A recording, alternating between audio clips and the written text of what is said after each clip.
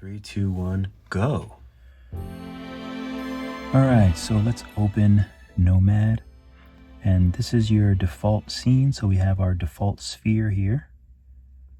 And usually when you're sculpting, don't try to sculpt everything like you would with clay. Think about using shapes to form whatever you might need. It's easier that way. Okay, so we have a grid behind us. There's a green line in the middle, and there's a red line going across.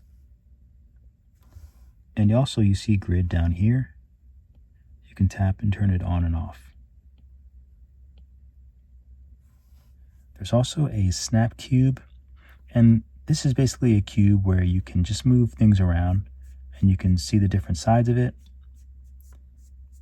And this is an easy way to know when you're exactly in the front. You just tap this snap cube. Okay, so I'm going to do one thing that I always do when I sculpt, and I change the circle because when it's white, it's a little bit hard to see. So this is just a good habit that I do, and you might want to do it as well when you sculpt. So we'll just go to this little sun menu, the shading menu, and see here we have lit PBR and we have matte cap. So I'm just going to switch to matte cap. And I like to use PXG clay. You can tap on this and there's a bunch of other fun ones, but I basically use this one because it just kind of reminds me of clay. And without getting too deep into it, a matte cap is just like a default lighting. So it disregards any lighting from anything else. It just makes it really easy to see, essentially. So the next thing that I always do when I start a scene is I make sure that I'm in Orthographic View. So I just tap this little camera here, and I'm already in Orthographic. Pretty sure that it just stays wherever you kind of use it most often. It'll just default there. Perspective, once I'm done, I might use perspective, but sometimes perspective can make things look distorted when you're sculpting. So it's a good habit to always sculpt in orthographic. All right, so of course the sphere is a good way to get started. Now the sphere is a bit high in poly count and vertices right here. You can see the scene vertices, 98.3K. That's really big for just a scene with a regular sphere in it. So our sphere is really high, so let's delete this sphere. So to delete, we just go up here to the scene menu. This is where we can delete meshes. We can also add meshes. A mesh is just any 3D object, anything that you have that's on in your project. So here we have the sphere here. If you're going to tap on these three little dots, there's some other options that come up, which are pretty self-explanatory. You can name it if you want to. But let's delete it. And let's add a new sphere. So you just hit add. And now we have all of these options for primitives. A primitive is just a really simple shape that you can add to your scene. So for example, let's add this sphere.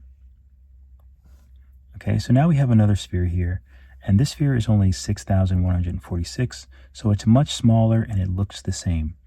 So that's just something that I always do. I always delete the default sphere, and I just start with a much smaller sphere. Essentially, you want to just make sure that your scene vertices don't get too high. If you get like 2 million, 3 million, which is easy to do when you start having fun with it, you have to be really careful because the program could crash and you could lose what you're working on, and it just becomes really slow and laggy. So when you're first starting out, you don't have to worry about it too much, but if you do go really high in the numbers, you're going to have some problems. So I just want to point that out. Another thing, since we added a sphere, and anytime you add a new shape, so anytime you go here, add, and you add a new primitive, let's say we add a Taurus, which is like a ring. So anytime you add a new sphere, you're going to have to validate it. See this validate? Now there's some options that you can do. So for any shape, there's going to be a few things that you can do before you validate. And validate can be very confusing if you're just starting out with Nomad. Essentially, there are some technical things that you can do to a primitive before you actually just start to use it with all your tools in the project. So that's all it is. It's kind of technical stuff. You don't have to worry too much about it. Just hit validate. You can tap on the sphere. You can hit validate. And now essentially you can use all of your tools. So if I'll tap this, I like to use it in this menu. So these are all of our tools, and now you can use them on the shapes. So don't get hung up if your tools aren't working. Just make sure that your mesh is validated. So now we have a sphere and a torus. And one other really important thing, if you want to undo, you can just tap with 2 fingers like this and see how it goes back to the validate screen. So we basically just hit undo twice. You can also undo down here. So I can go forward, I can go back like that. I can go back from before the torus. And one thing to note, that in the scene menu, notice that this is yellow. The sphere is yellow, and that's just because it's unvalidated. So let's just validate that again, and now we have our sphere, and we can use all of our tools. So if you notice, when I moved the torus before, I used this little controller. So this is called a gizmo. So the gizmo is right here. And also I have some extra tools. So these are just extra tools that I made. They're not default, so don't worry about these extra tools here. But obviously you have lots of tools here: clay, drag, move, smooth. But the most important one is the gizmo. The gizmo is your controller, where you can move everything and resize everything. And it can be a little confusing. I'm just going to make the sphere really small, just so you can see all the parts to my to the gizmo. So, and also, obviously, if you're moving around the space, you can kind of pinch and pull, just like a cell phone. You can make it bigger, smaller, things like that. I'm going to make sure that I hit front. That way I know I'm looking at the exact front. Okay, so there's an orange ring, and that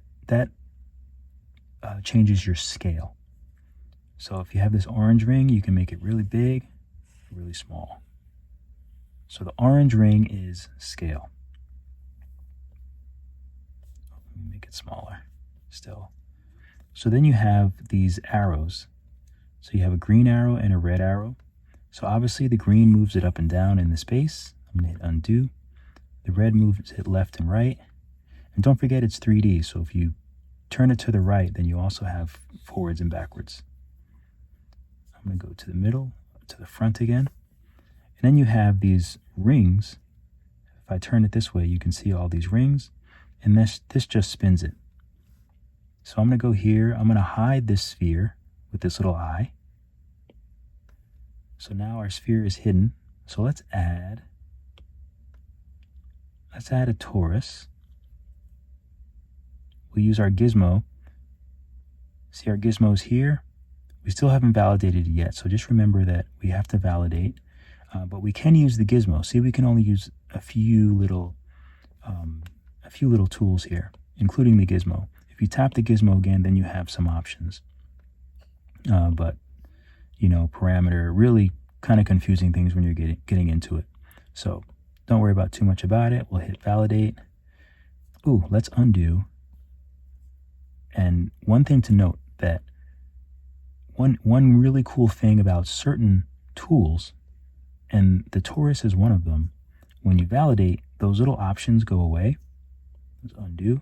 So before you validate with the Taurus, you can do things like this, make it look like a donut.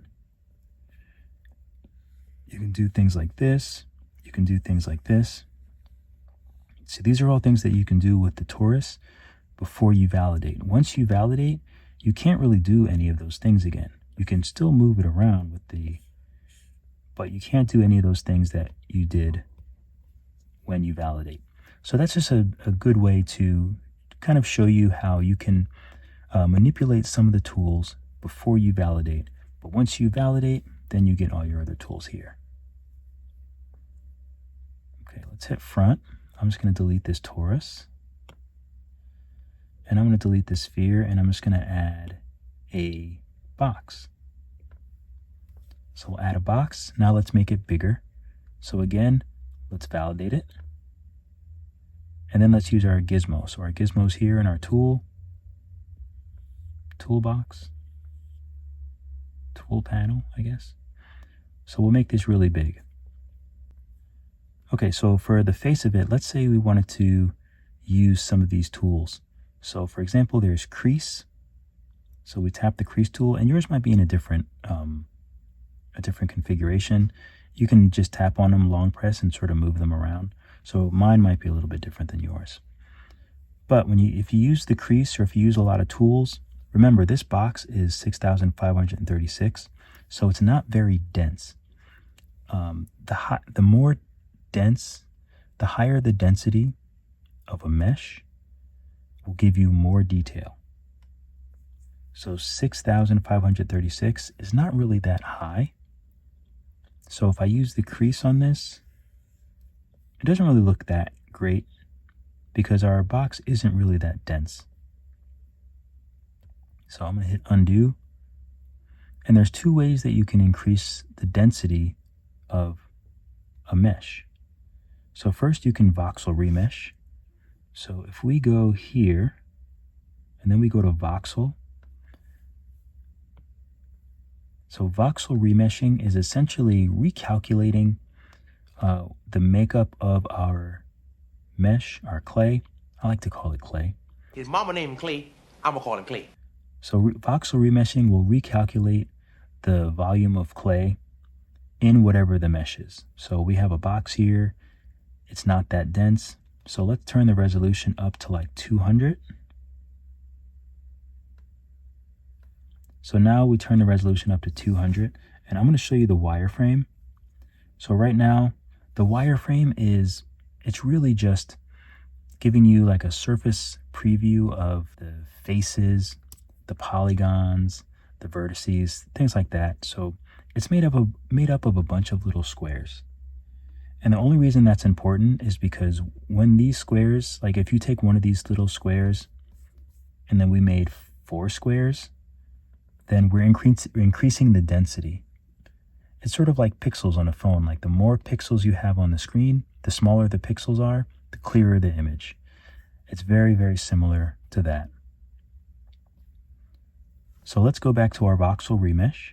Here, voxel remesh. So if I hit that, we're on 200. See how the squares are much smaller? So now it's much more dense. I'm going to turn off the wireframe and use crease again. And now the crease is much clearer. But the box is 242K. So that is one place where you have to be careful because that's a lot for a box. So that's the trade-off, you know what I mean? Sometimes you want things to be really, really clear, but that's the trade-off with really crisp and precise, details when you're sculpting. But there's other ways you can get details without having the box be so high. But that just comes with time. So just, give yourself time. But I just wanted to show you the difference. Okay, so let's undo this. Let's bring it back down to 6,536. Another interesting thing about voxel remeshing, if you have a box or any other shape, so let's add another shape. Let's say a cone.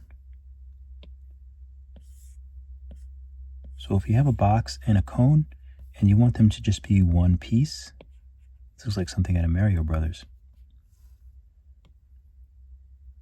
You can go ahead and validate both pieces.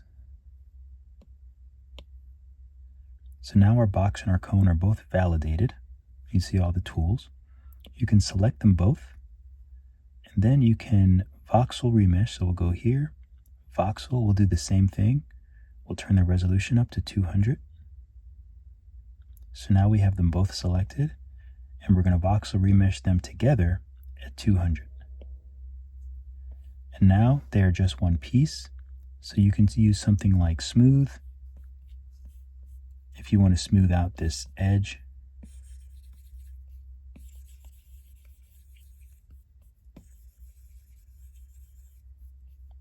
So this is how you make 2 pieces or more into one piece. You can use voxel remesh.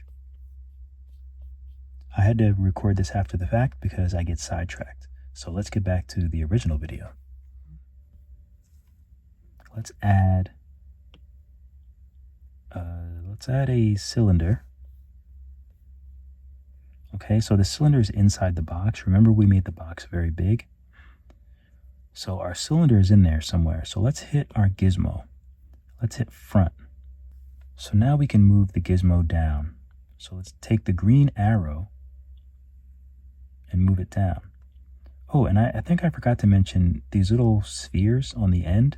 Those are if you want to stretch something. The arrows for moving. Whoops. The arrows for moving.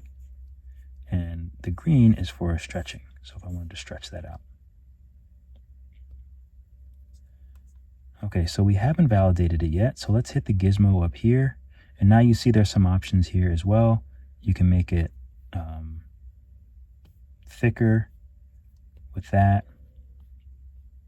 I'm just going to go like this so you can see it better. So this is the unvalidated cylinder. Gives you some more options. So you can make it thicker like this. You can hit whole. And now you have another node here where you can change the density of the cylinder. So just remember there's a lot of options like that. I'm going to hit undo so it's solid again. I'll hit front. And now since I have these green nodes, I can just stretch them. It's a little bit easier than validating and then stretching. With these, you can just kind of pull. Okay, so we'll do something like that. And let's validate.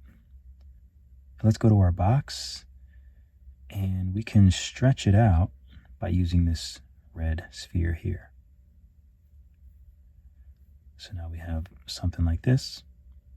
The other thing that's really great about voxel remeshing, and something that you'll definitely learn as you start sculpting, is you can voxel remesh pieces together.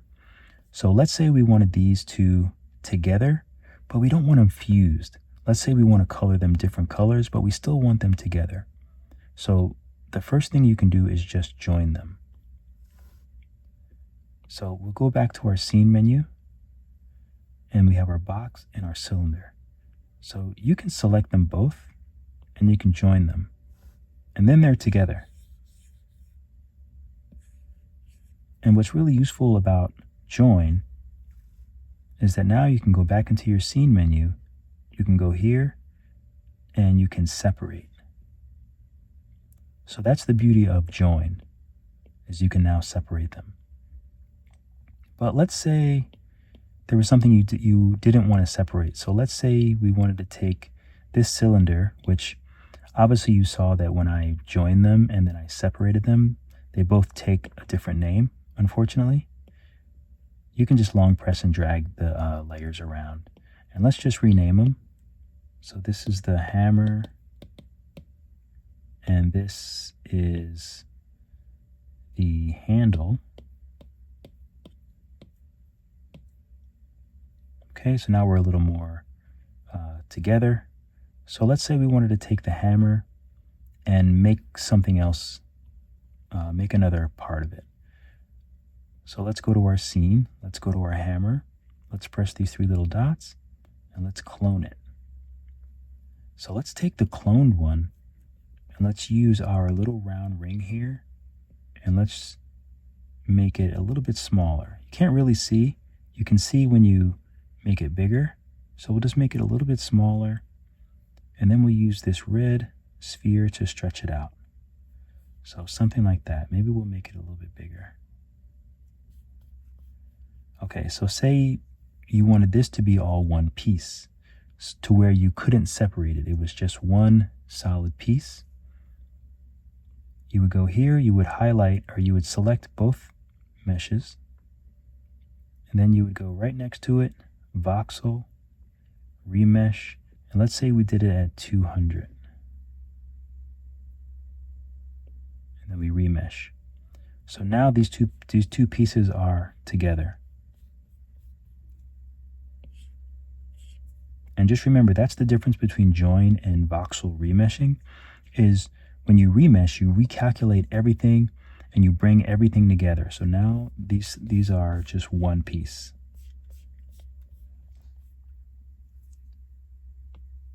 Okay, so now we have our hammer and we can't separate it. So if we go here, try to separate, it's going to say could not separate.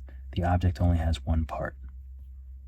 So let's say we wanted to smooth this out. We can take the smooth tool, we'll make it a little bit bigger, hit the radius, controls the area size of the tool, and this lower one is the intensity. I guess I have mine around 75 for smooth.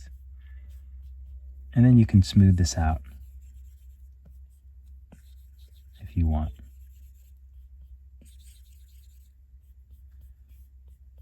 Now I'm smoothing actually on both sides, as you can see. Let's undo a bunch of times.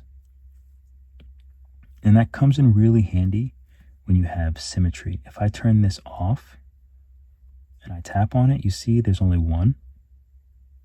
But if I turn symmetry on, then you can see there's a dot here and a dot here. And one little tip that I like to do to make it easier is you go to this little triangle here. If you tap that, there's symmetry. I know this all looks very confusing, but eventually you'll get it. It just takes some time. So if we go down, the x-axis is red, and that's just a line down the middle. So whenever you see that red line here, you'll know that whatever's on the opposite side, that's what the symmetry will be. So if I tap here and I tap green, now you see this green line going across. So the symmetry is going to be the top and the bottom. And the same thing with the blue.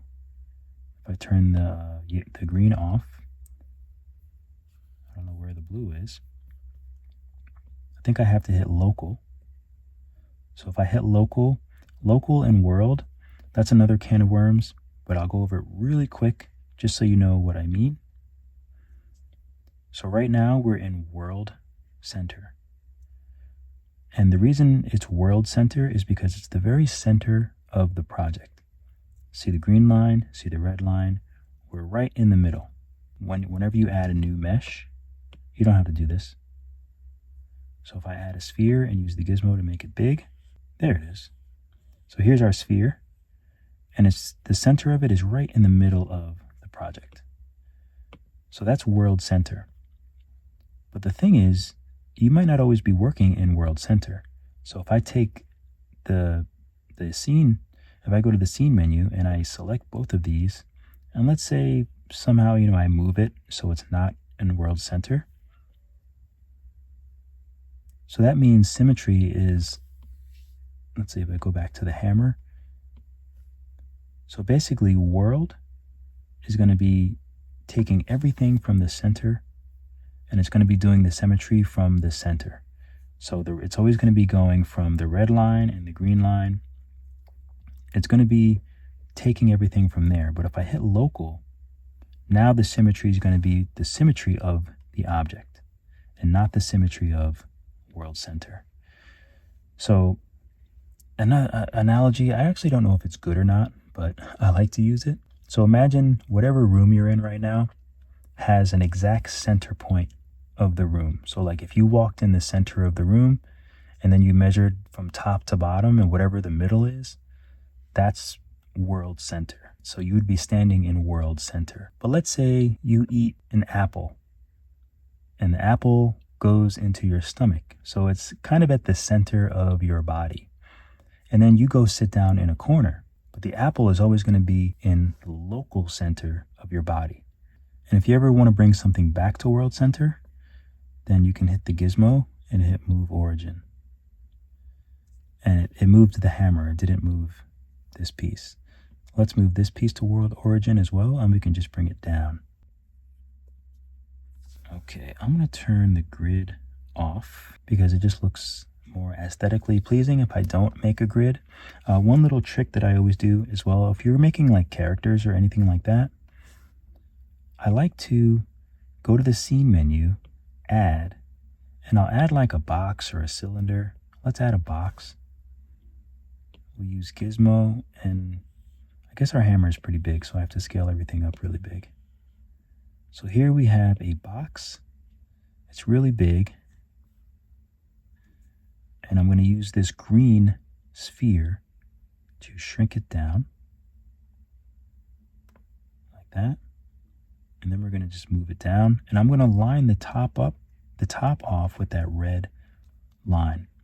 So now I know that the top of this surface is even with with the red line. So that's like the ground for me. If I send it to another application, that way I know that it's going to be directly in the center, but the feet are going to be already lined up. So that's why I always use that. So now when you turn the grid off, you're like, okay, at least I have a platform. I know where the floor is. So I'm going to go ahead and take the handle and the hammer. And here's another way that you can kind of put them together. And this is a step below join, because there's join in which they're together, but you can separate them. There's voxel remeshing, which just fuses everything together. But you can also do this. You can just long press, go up to the hammer, and now you have the handle is a child of the hammer. So it just kind of, this is also another way to kind of keep everything organized. If you have a bunch of things that are connected, if I made four different looking hammers, I could put them all under each other like this, and then I could go like this, and I could just say hammer 1, hammer 2, hammer 3, and then I could go in and I could just work on all the pieces that are inside that hierarchy. Okay, so let's move our hammer up. We'll put it on the top like that. Okay, so let's hide the hammer and let's just make a really simple little character. You see the ghost of the hammer because I haven't selected anything else. There's another thing that I wanted to tell you. Just in case anyone, I'm going to add a sphere, and you don't have to do this, but I want to show you something. So we'll make the sphere really big. Actually, let's just make everything really small. I'm going to select everything, and then just, oh, you know what? Everything except the floor. So let's not take the floor, which I think is the box. Yeah, so let's unselect the floor or the box, and let's just shrink everything, because I don't know why I made it so big. Okay, so now I'll hit front, and I'm just going to zoom in. Okay, that's hidden. So I just wanted to talk to you about the sphere. So you notice that my sphere is very smooth. And sometimes I've noticed in Nomad that people can open a shape or open a mesh, and it will look like a disco ball. So for example, it might look like, where do I want to go? It might look like this. So if you have a shape and it looks like this by default, and you want it smooth, you would just go here to this circle where it has the materials and everything else. Just go here and check your smooth shading. So my default is on. So if I go to auto, mine is on, but yours might be off. So in that case, you'll have to turn it to on. But now you can see that my sphere is very smooth. And it's the same thing with other shapes too. They might look kind of funny if smooth shading is off. So here we have a box and smooth shading is on, and you can see that the edges are a bit strange, and that's because smooth shading is on. But if I go into this same little circle and I hit off, then you see the edges are really crisp. I normally work with smooth shading on, but if I was making like a building of just blocks or something, like I would just turn it off. So you can turn it off for each mesh. It's not like a all on or all off. You can go to the sphere, it's on. You can go to the box, it's off. I'm gonna make another part to this, and we'll just make a really simple little character, something that's really easy. And we'll use some of the things that we just learned to do. We'll use some of these tools as well in the next video. I wanted to note that to save a project, just go to this little folder and you have all these save options. So I'm going to save, and we'll just put noob, and now it's saved. You might have autosave on, so you might not have to worry about it too much, but I personally don't trust autosave, so I have mine off, and I just like to save throughout any project that I'm working on. Even if you have autosave on, it's good to save periodically so you don't lose what you're working on.